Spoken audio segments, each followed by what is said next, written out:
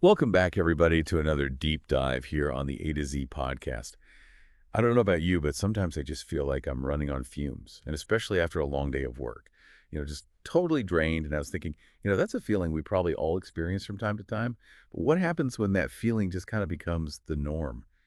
That's what we're diving into today, job burnout. And to help us navigate this, we've got a fantastic resource from the Mayo Clinic, their guide on spotting burnout and taking actions. We're going to break this down, help you understand what burnout really is, how to recognize if you're experiencing it, and most importantly, some practical ways to deal with it.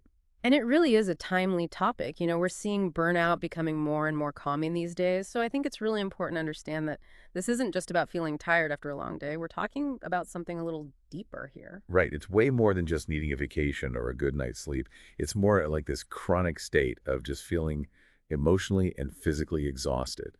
And it can really start to mess with your work and even your life outside of work. Exactly. And what's interesting is that burnout itself isn't actually a medical diagnosis, but it can be a sign that something bigger is going on. It often shows up alongside things like depression and anxiety. So it's really important to kind of tease those apart and figure out what's really at the root of it. Okay, so then how do we know if we're just having a rough week or two, or if we're actually heading towards burnout? Well, the Mayo Clinic Guide actually has some really good self-assessment questions. So, like, for example, one of the questions they ask is, do you find yourself feeling cynical or critical at work?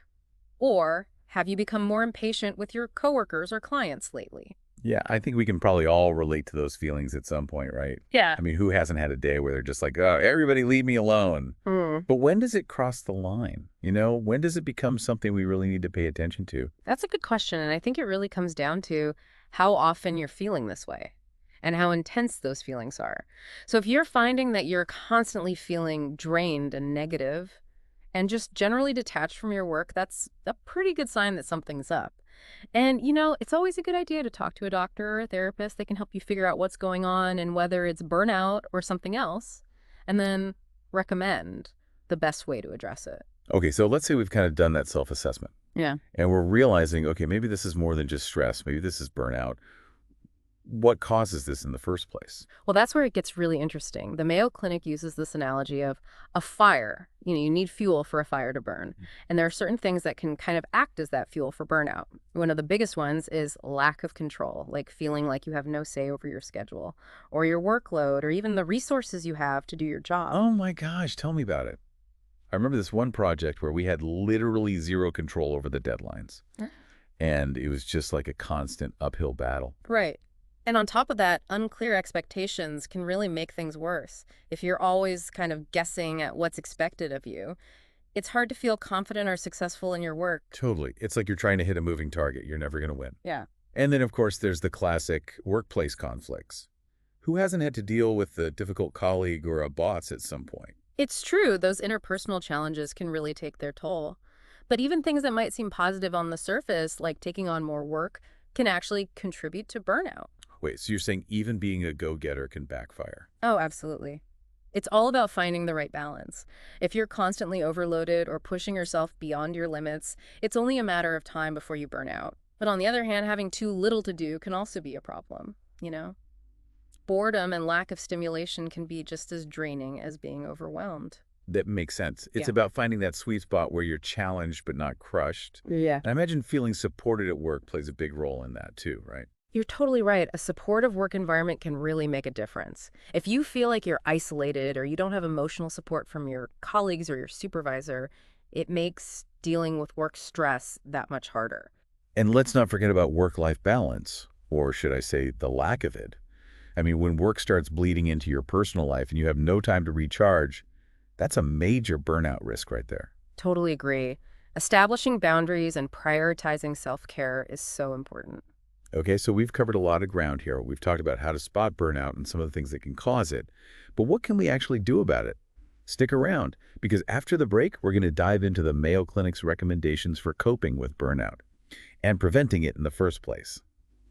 And if you're finding this deep dive helpful so far, we'd love it if you could share this episode with your friends. Subscribe to the A to Z podcast and give us a like. We'll be right back with more insights on burnout right after this.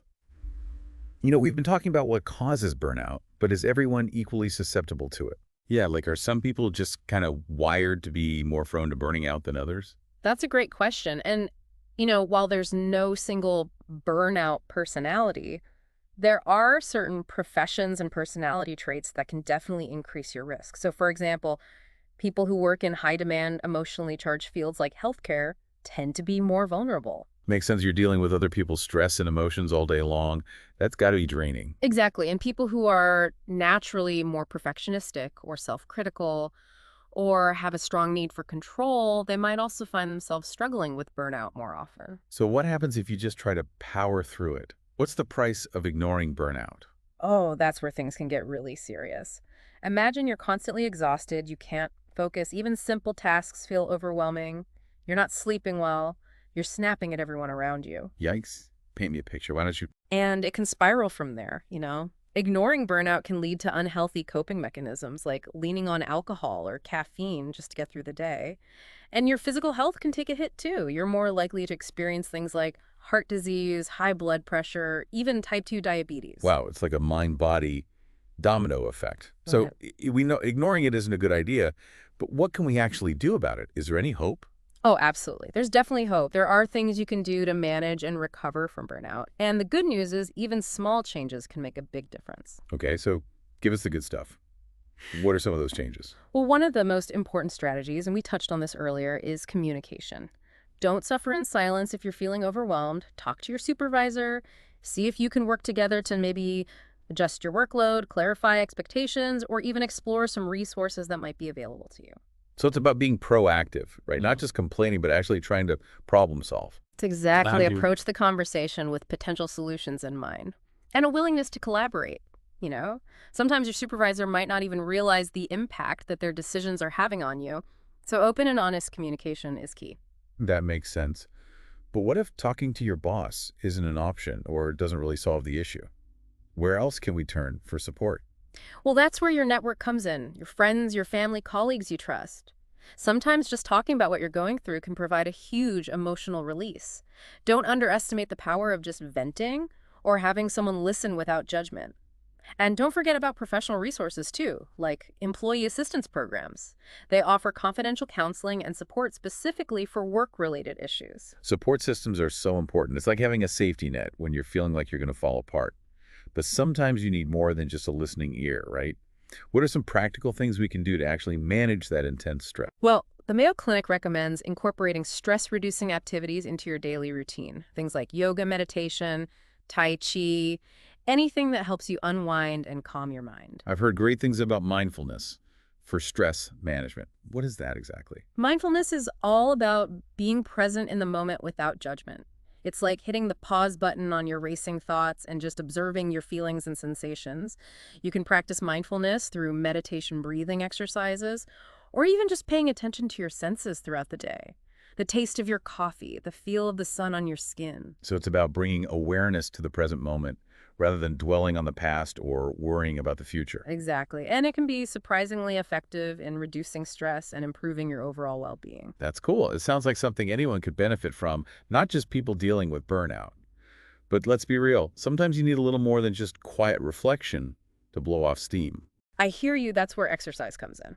Physical activity is a fantastic stress reliever and mood booster.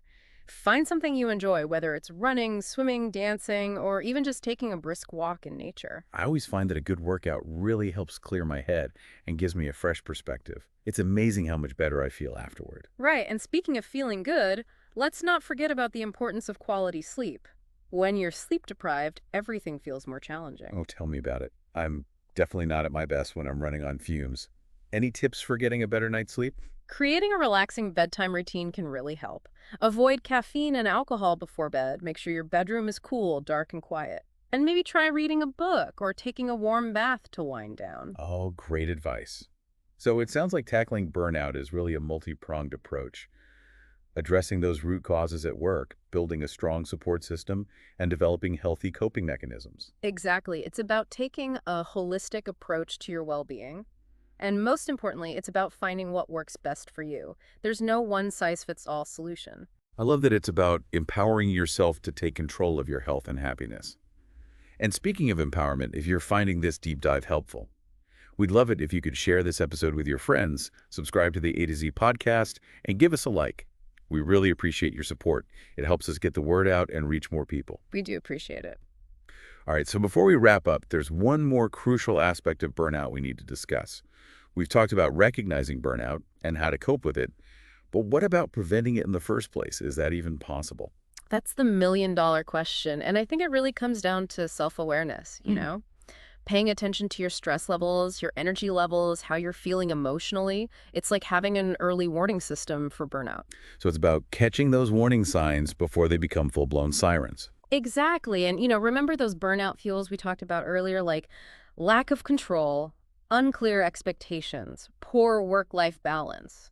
Those are your areas to focus on for prevention. Advocate for yourself at work, communicate your needs, set boundaries, and don't be afraid to ask for help. So it's about being proactive rather than reactive, taking charge of your well-being before things get out of hand. Exactly. And it's not just about what's happening at work either. Prioritizing those self-care activities, things that nourish your mind, body, and soul, that's a huge part of burnout prevention. It's all about finding that balance, isn't it, between work and life stress and relaxation, pushing yourself and knowing when to take a break. Couldn't say it better myself. And you know what?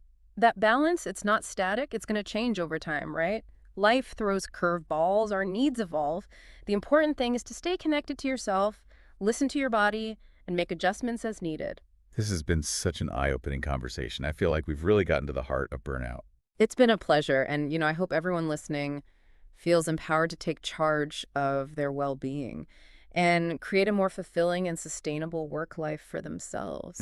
So let's do a quick recap for our listeners just to kind of bring it all together. First and foremost, burnout is a real issue, but it's not a sign of weakness. It can happen to anyone. And recognizing the signs is that first step towards addressing it. Second, we've learned that there are practical strategies and lifestyle changes you can make to manage and prevent burnout. And finally, and this is so important, remember that self-care is not selfish.